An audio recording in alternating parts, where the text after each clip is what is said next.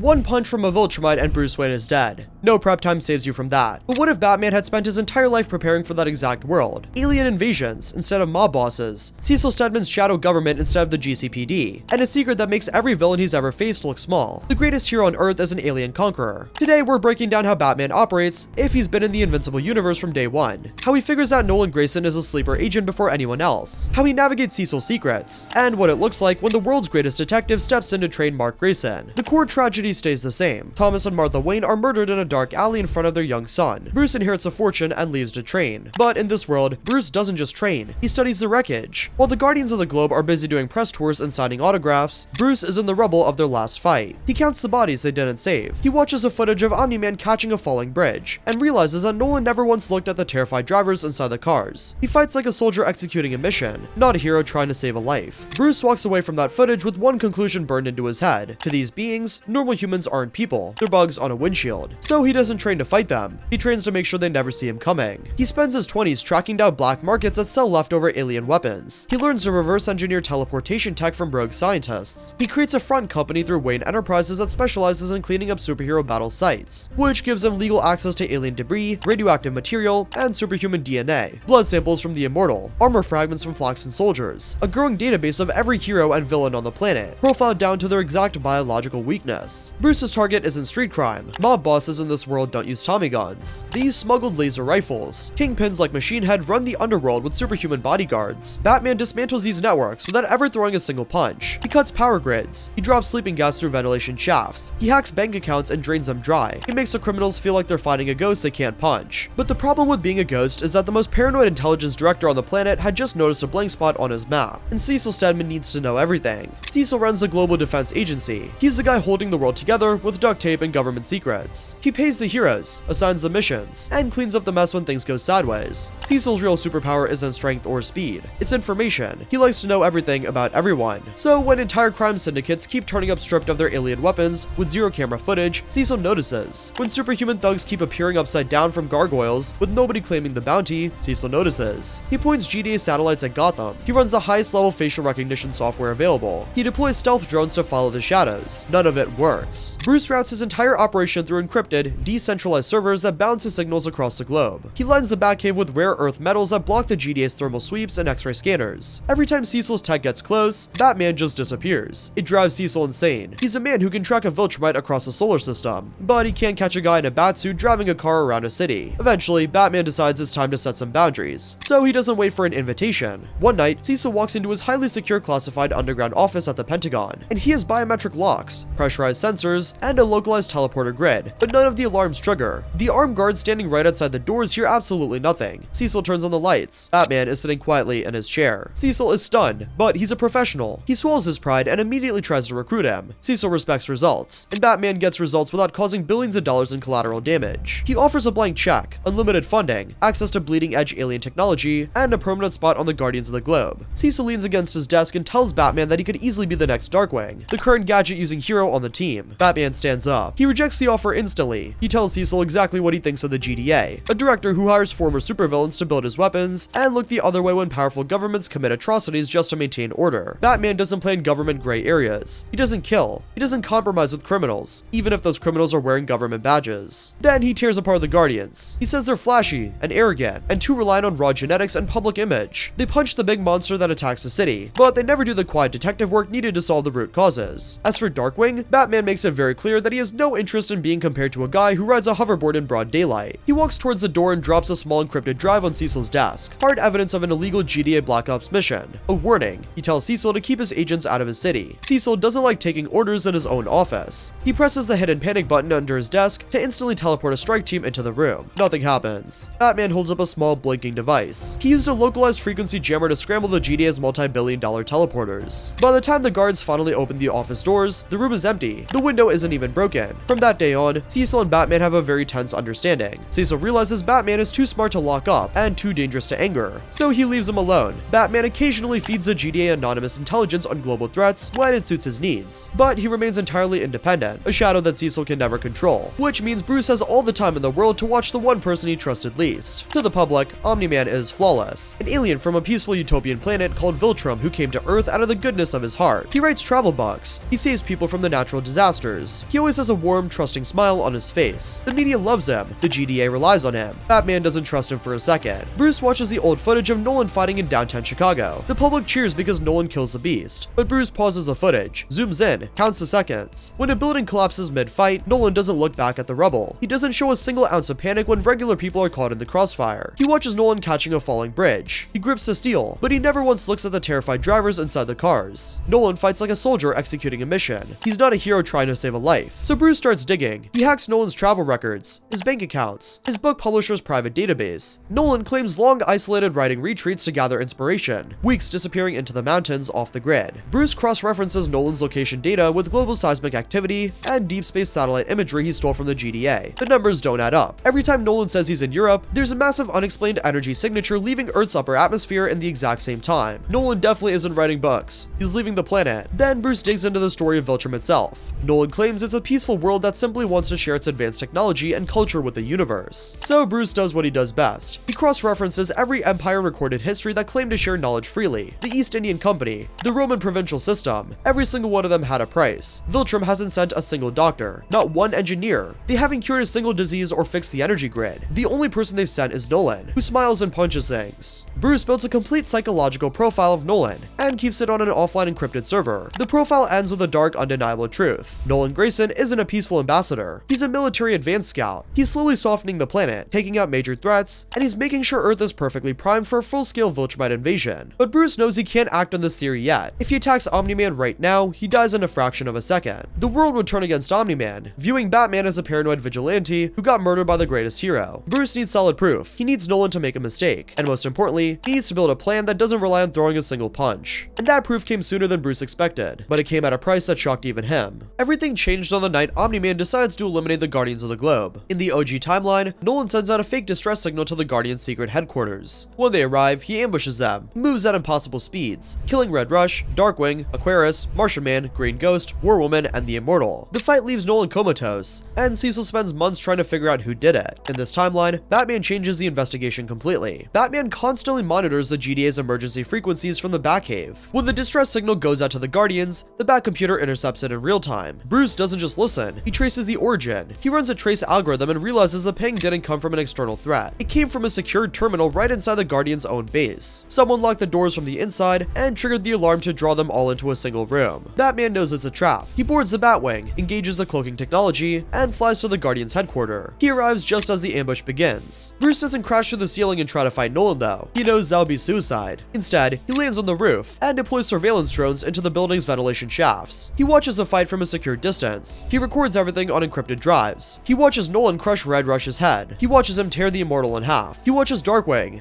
a man with similar gadgets, similar training, die instantly because he tries to fight head-on. Darkwing relies on his reflexes, but his human reaction time isn't enough to dodge a Viltrumite. Bruce takes notes. He files that mistake away. Batman sits in the quiet cockpit of his ship and watches the greatest heroes of Earth die. He wants to help so bad, but objectively he knows he can't. If he tries to interfere, Nolan will just kill him, and right now he knows that he's the only chance Earth has against Nolan, so he doesn't let emotion cloud his judgment. He treats this like a live autopsy. He records the exact speed of Nolan's punches. He analyzes combat speed, striking force, durability threshold. He pays close attention to the moments Nolan actually bleeds. War Woman's mace, the Immortal's heaviest strikes. Nolan takes real damage both times. This tells Batman something crucial. Viltrumites aren't completely invulnerable. They don't have magic shields. They can be broken with enough blunt force trauma and leverage. And he wasn't just watching heroes die. He was watching the preview of what happens to every human on Earth when Viltrum arrives in force. When the fight is over and Nolan collapses unconscious, Batman doesn't wait for the GDA. He cuts a small hole in the roof and drops into the base. He moves silently through the corridors, not touching a single piece of debris. He plugs a drive into the main console and downloads the base's internal security data, then wipes the local drive so Cecil can't bury the truth. Then he walks over to where Nolan is lying and takes out a syringe. Blood samples from Nolan, tissue samples from dead heroes. He notices Nolan's wounds are already starting to close. The Viltrumite's cellular regeneration is working faster than anything Bruce has ever seen. Before the GDA teleporters spin up and flood the room with soldiers, officers, Batman fires his grapple gun and leaves through the roof. When Cecil arrives and finds the bodies, he's at a complete loss. A few hours later, he receives a highly encrypted video file on his private server, a recording of the entire fight from the Batwing's drones. The message attached has 2 words: prepare yourselves. Cecil watches the video. He knows the truth immediately. The Protector of Earth is a killer, but he also knows he can't arrest Omni-Man. If Nolan wakes up in a GTA cell and realizes the government knows what he did, he'll just break out and destroy the planet right then and there. Cecil decides to play dumb. He'll act like the killer is still on the loose to buy time. But Batman doesn't wait. He has the blood. He has the combat data. He goes back to the Batcave and goes to work. While Nolan is in a coma recovering from the fight, his son Mark is practicing his new powers. In the original story, before Nolan commits the massacre, Mark finally figures out his powers. They train together for a while, and eventually, after Nolan wakes up, he tells Mark that human lives are fragile, that being a Viltrumite means being superior. Batman has to get to him first. One night, Mark goes out on patrol in his homemade suit. He tries to stop a robbery but ends up throwing a card through a building, causing massive damage. He sits on a rooftop feeling guilty and overwhelmed. Mark turns around. Batman steps out of the darkness. Mark is shocked. He grew up reading comic books, and the urban legend of Gotham is standing right in front of him. Bruce is not friendly. He's cold and direct. He tells Mark that power is a liability without control. He points to the destroyed building below. He tells Mark that being a hero is not about taking hits or throwing cars. It's about minimizing damage and saving lives. Mark is defensive, but he listens. Bruce offers to train him. Mark agrees, keeping it secret from his mother and the GDA. Over the next few weeks, Batman teaches Mark how to think, situational awareness, combat simulations where he's not allowed to use his super strength at all. He forces Mark to solve problems using leverage, physics, and strategy. Your body is a weapon, Mark, Bruce says, pacing around the Batcave. But a weapon is useless without a targeting system. If you just swing blindly, your enemies will use your own momentum against you. You must predict their movements. You must control the environment. Bruce also instills his moral code. He teaches Mark the absolute value of human life. He counters the subtle, arrogant lessons Nolan planted inside of him. Because being superior doesn't mean you have the right to rule.